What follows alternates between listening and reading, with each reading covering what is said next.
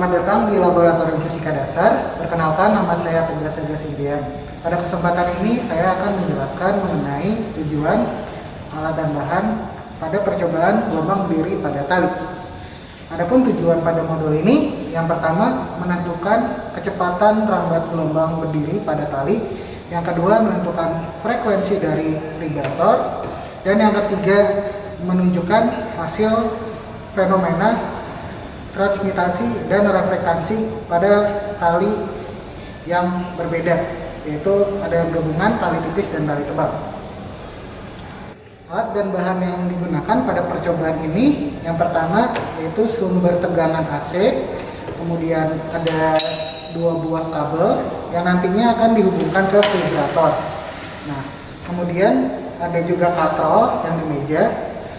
Terus ada 3 jenis tali yang kita gunakan di sini, yaitu ada tali tebal, kemudian ada tali tipis, dan ada juga tali yang digabung, yaitu tebal dan tipis.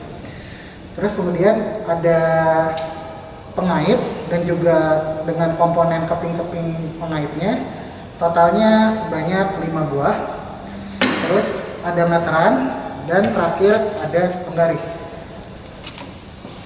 Sebelum memulai percobaan, praktikan diwajibkan untuk mengukur massa dari pengait beserta beban-beban kepingnya. Dan jangan lupa juga untuk mengukur panjang dari 3 tali tersebut dan juga massa dari 3 tali tersebut juga. Berikut merupakan setup alat percobaan yang akan kita gunakan. Pertama, ikat tali dari vibrator dan ujungnya pada pengait. Nah, di ujung pengait juga ditambah 1 keping beban. Nah, terus kemudian pasang kabel dari catu daya ke vibrator. Pastikan masangnya di atas sini, bukan di bawah dan sebagainya. Nah, jika sudah terpasang dengan baik, akan kita nyalakan. Nah, di sini kita dapat melihat adanya bentuk gelombang. Agar bentuk gelombangnya lebih baik, kita dapat menahan katrolnya.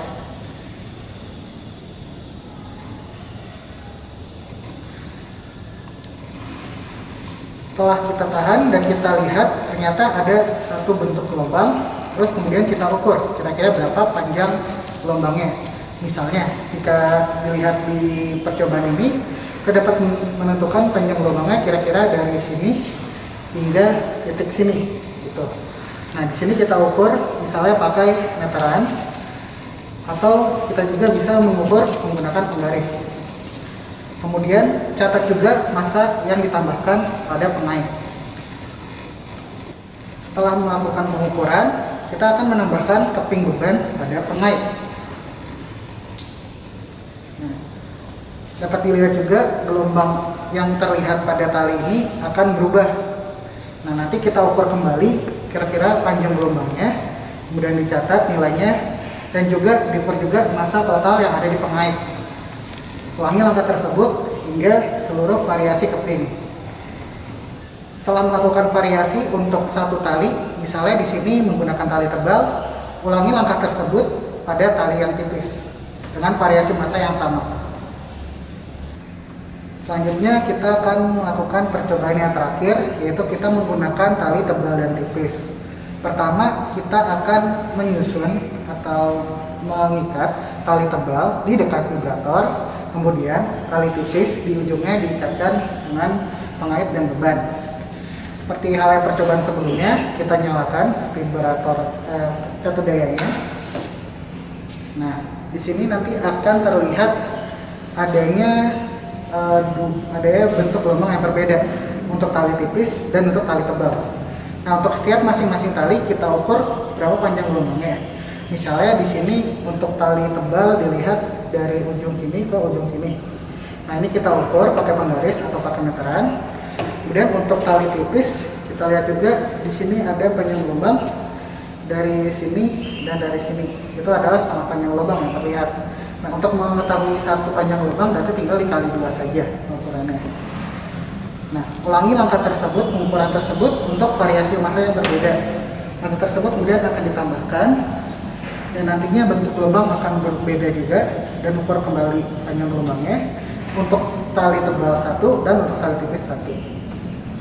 Kemudian kita juga akan melihat kira-kira bagaimana untuk fenomena jika tali tersebut dibalik.